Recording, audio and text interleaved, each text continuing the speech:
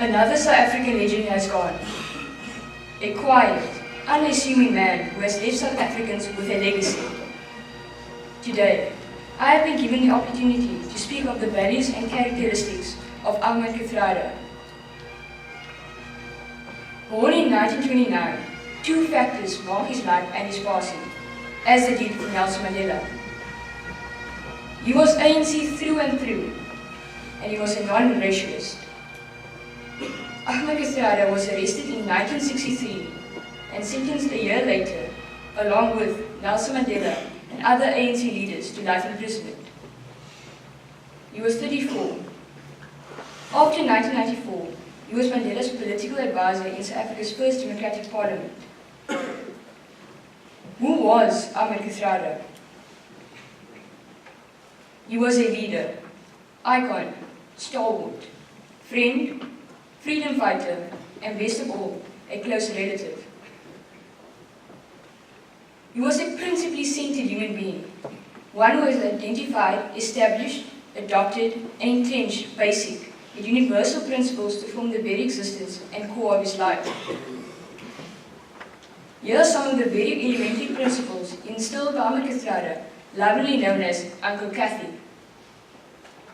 Firstly, patience. Prison life included 90 days of solitary confinement, which taught Uncle Kathy patience. You must be patient to survive and emerge even stronger coming from Robben Island, where he has described as follows. If I had to use a single word to define life on Robben Island, it would be cold. Cold food, cold showers, cold winters. Cold wind coming in from the sea. Cold wardens, cold cells, cold comfort.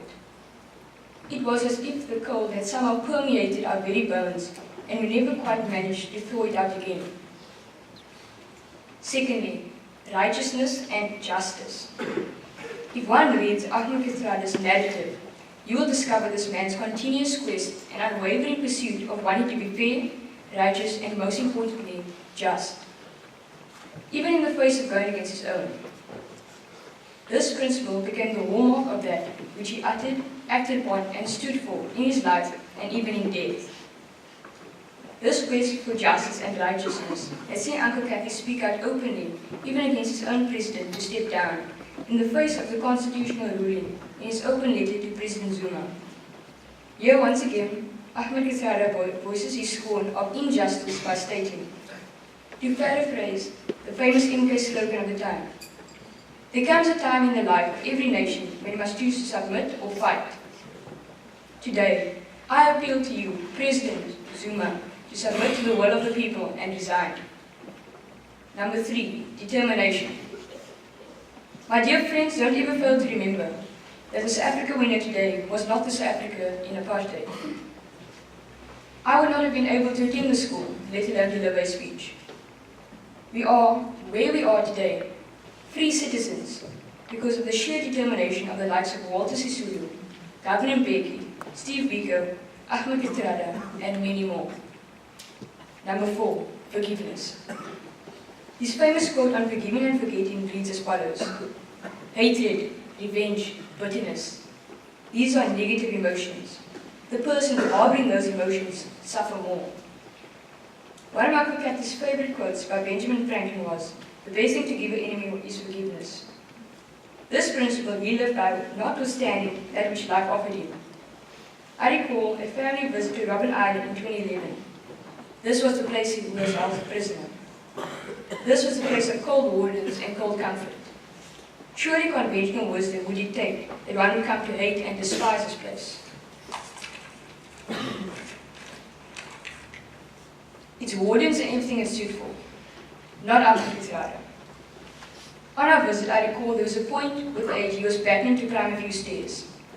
Kathrada held onto one of the warden's hand as a support to climb the stairs. These were the very same wardens that kept him in prison, that mocked and tortured him. These were the same people that were cold, yet years later, it's the very same warden's hands that he holds on without an iota of hatred, animosity, or bitterness. Lastly, humor. In the face of oppression, hardship, and torture, one aspect stood out.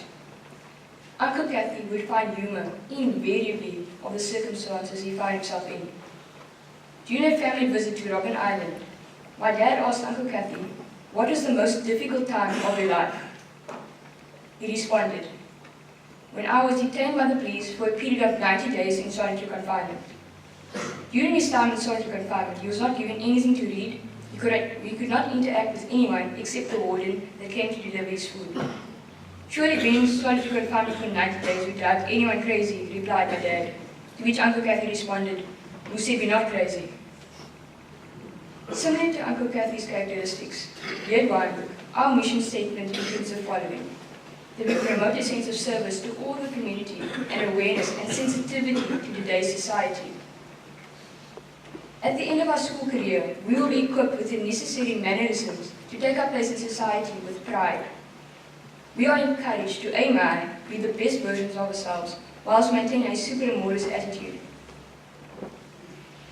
You will remain, for many, a warm, wise uncle who did not succumb to the limelight, but was unapologetic about his lifelong responsibility to the unfinished project of freedom and liberation in South Africa and the world.